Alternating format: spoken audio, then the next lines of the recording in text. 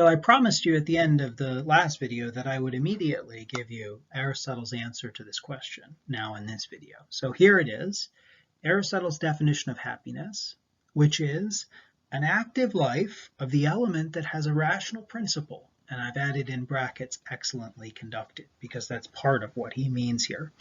Another example of a definition he gives is activity of the rational animal soul in accordance with virtue. And again, I've added in brackets rational animal because it's part of his definition, even though he hasn't said it in that part of the text, which I know is a bit confusing. So now what we have to do is two things. One, we have to get a better sense of what he means by these different parts of the definition. Like, what does he mean by active life? What does he mean by rational principle? What does he mean by rational animal soul?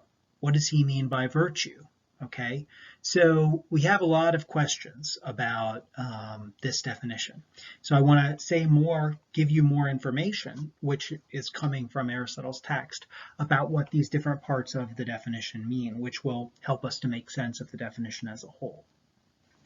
And the second thing that we want to do is see what Aristotle's reasons are for saying that this is what happiness is. Okay, he actually gives a little argument as to why we should take this to be what happiness is, rather than the other things that he had considered earlier, like simply wealth or health or pleasure and so on.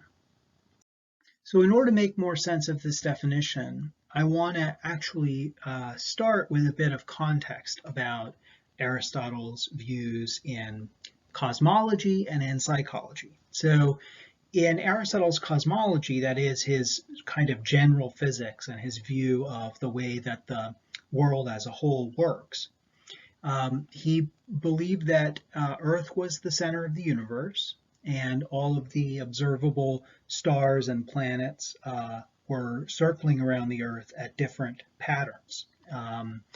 I've included on this slide an image from a late medieval text, which is expressing or representing a worldview that was very much inspired by Aristotle. You could say as a kind of Aristotelian cosmological worldview. You'll notice in this image that the Earth is at the center and the different planets are moving around the Earth at their own rates, and the moon included there, lunae, listed on the slide as lunae, Mercury, Venus, and so on. And then there are different star systems, kind of constellations, that are moving at their own rates as well, that are represented. So Aristotle believed that all the things in the universe, every type of thing in the universe, has a nature. And the ancient Greek word for nature is physis, which is actually the root of our word physics. So in ancient Greek, the word for nature was physis, and our word for physics is derived from that ancient Greek word, the study of nature, physics, the study of nature. So according to Aristotle, all things have a nature, and what he means by this, what he means by a nature or a physis, is a kind of inherent tendency. Things have an inherent tendency to behave in certain ways, and they have an inherent tendency to move towards whatever their natural end is, or whatever their natural aim is, or their natural goal, or whatever it is that's good for them. So you remember Aristotle began Nicomachean Ethics, Book 1, Section 1, with the claim that all things tend towards an end, or all things tend towards their good. And he means that not just about human activities, but actually about all things, believe it or not. So everything in the universe is tending towards its natural end. Here are some examples. So earth and water both tend downward, right? They tend towards the center of the earth, whereas fire and air both tend upwards. So the natural end of earth, of rocks, dirt, and things like that, the natural end of that kind of stuff is the earth, the center of the earth. So they have a physis, which drives them toward the earth, whereas fire and air have a physis that seeks to go upwards. And likewise, living things have a phusis as well. So, and each type of living thing has a different phusis. So it's part of the phusis of the oak tree to grow and to produce acorns, and it's part of the phusis of the acorns to grow and turn into oak trees. It's part of the phusis of a fox, for instance, to pursue the kinds of food that the fox eats and to pursue other foxes to mate with to produce more foxes. It's part of the phusis of a fox to produce more foxes. Okay, so again, the idea here is one where all things in the universe have a kind of natural end that they're tending towards and that they're aiming for. And likewise, the heavenly bodies, the planets and the stars that we observe when we look at the sky, those things have their natural ends as well. They have their own phusis, their own natures. And we know that because their patterns of movement are regular. So they're moving in the directions that they are, in the ways that they are, because that's their nature. It's their nature to move in those ways. And each planet, if we know that this planet follows a certain trajectory, and whereas it's here today, it's going to be here 3 days from now. Aristotle would describe that as that the planet has a natural tendency to move in that direction. It has an end or an aim that it's heading towards in its motion.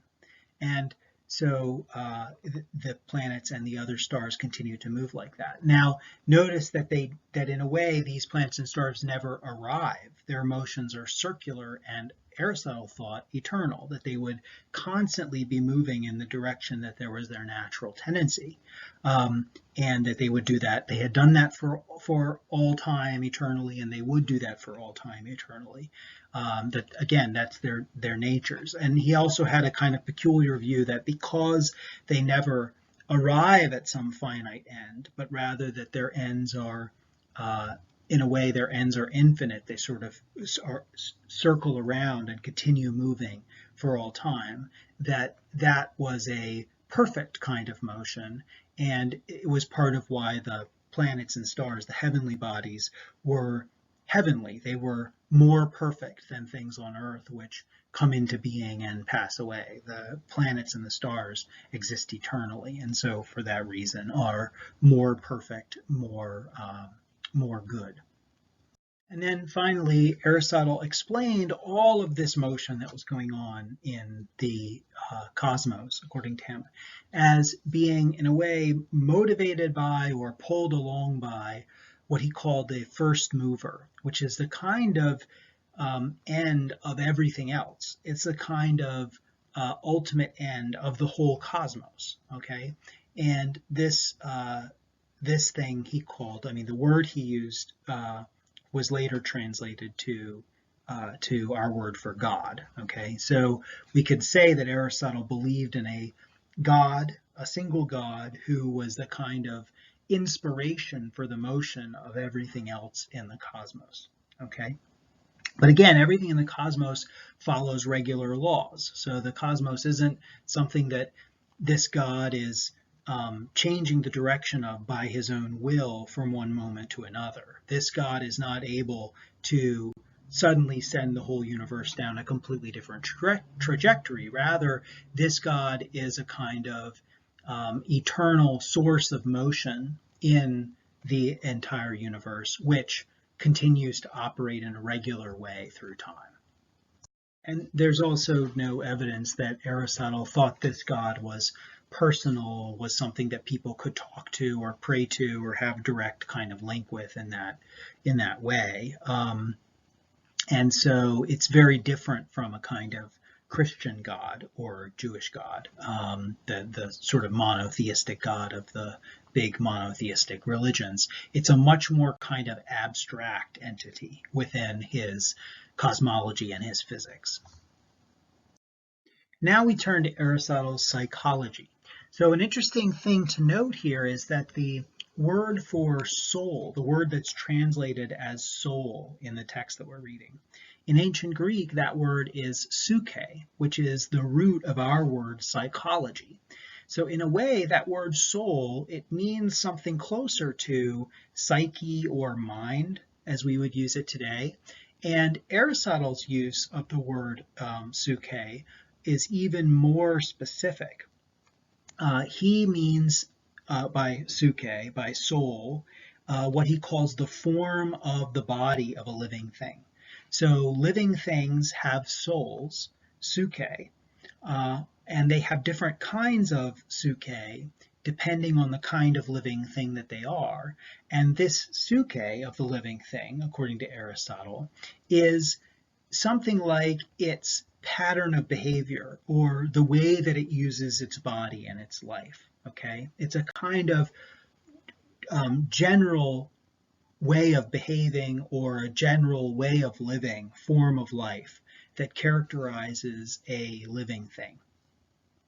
Note that by soul, Aristotle does not mean some kind of ethereal, ghostly, disembodied intelligence or kind of personality that can exist after we die. Okay, he very much thinks that the soul is something that characterizes an embodied living thing, and he doesn't take it to be something that exists before and after we die. Okay, it's something that's in a way kind of attached to or a part of or manifest in a living thing.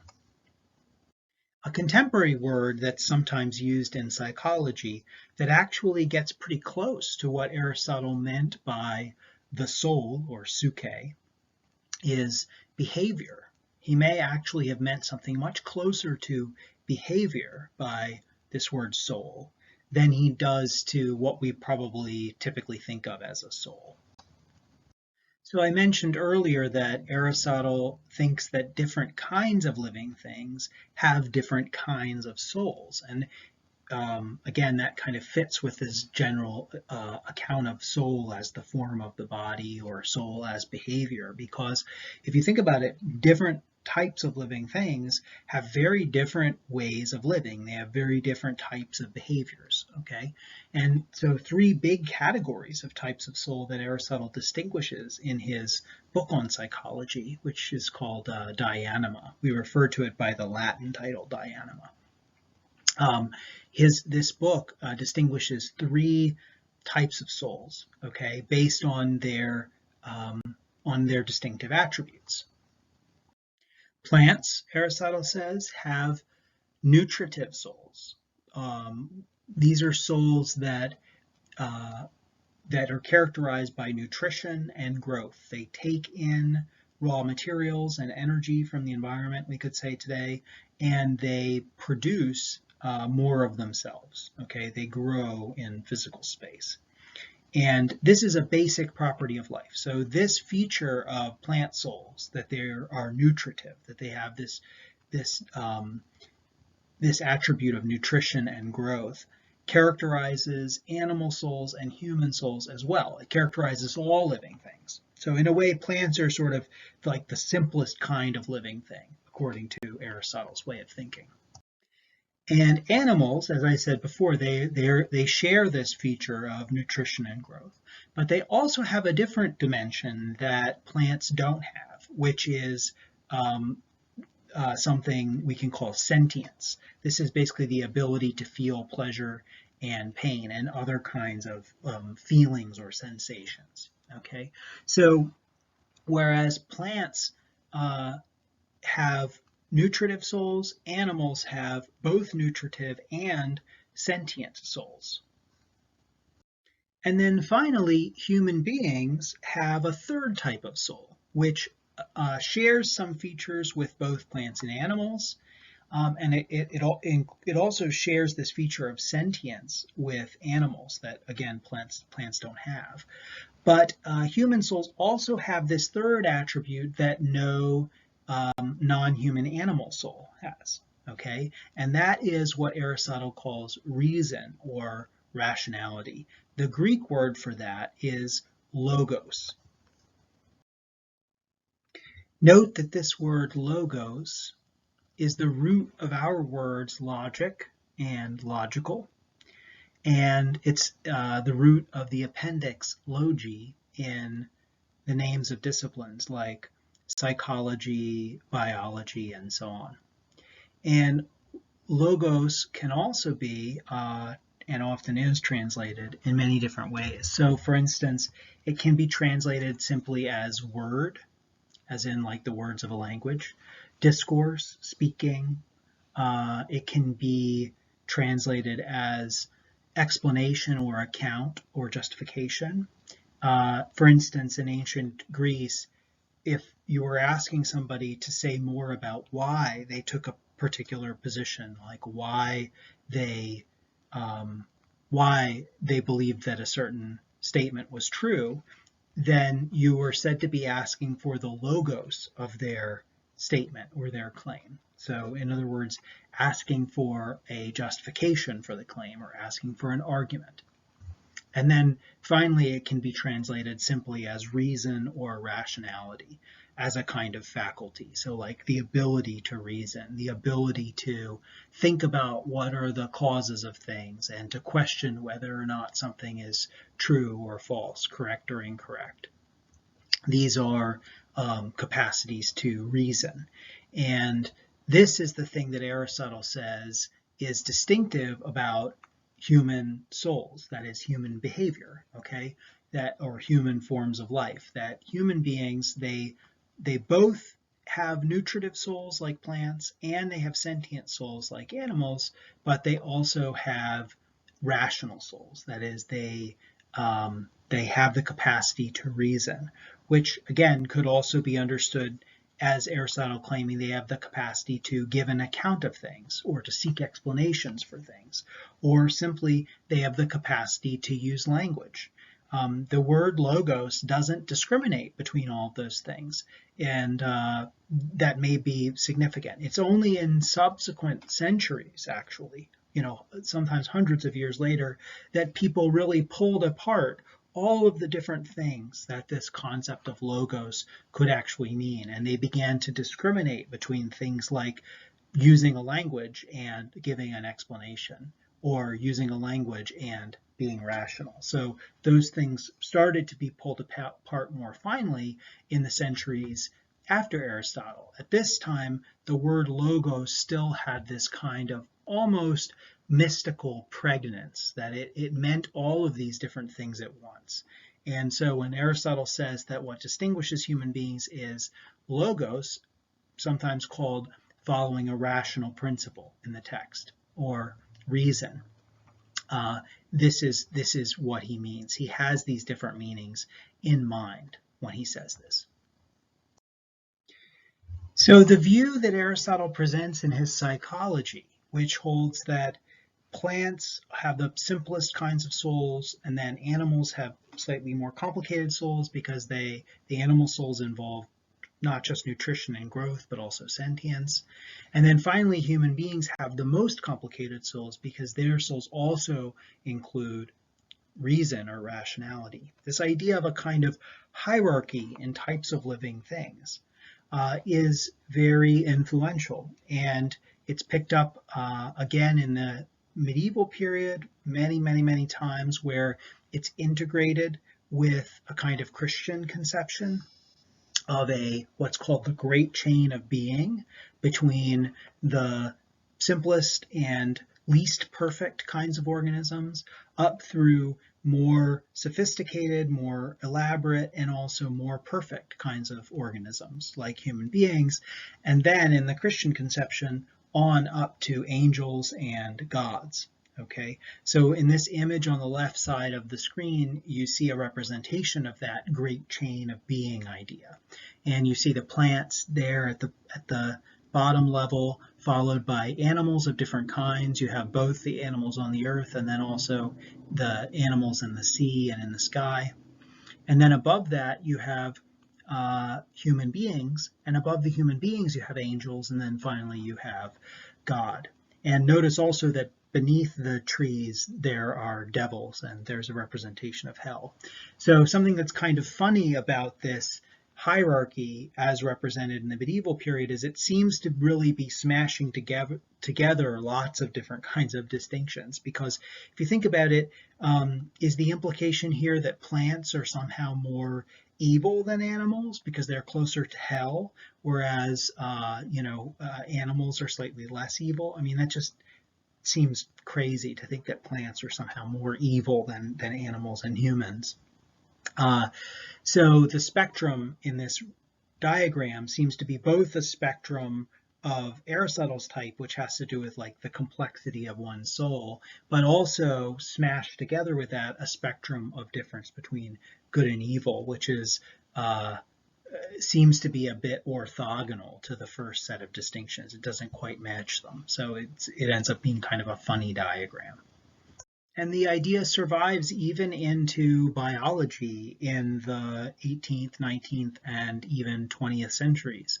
So the idea that there's progress in evolution, that somehow human beings are a more advanced form of life than less advanced forms like other animals or plants, continues to be a very popular idea that a lot of people have, even though contemporary biology basically tells us the distinction between better and worse or progress is not really a defensible notion scientifically, because it involves evaluative judgments that aren't really supportable within science itself.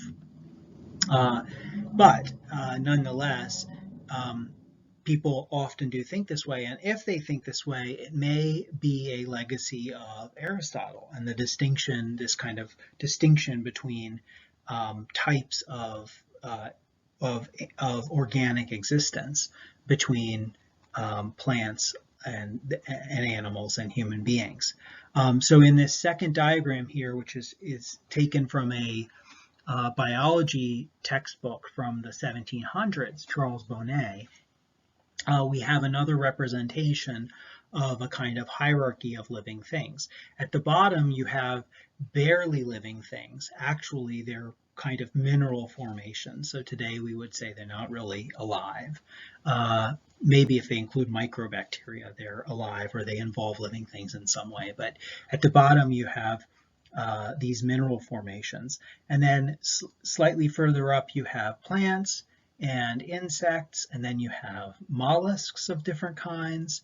And then moving further up, you have birds and fish and land animals.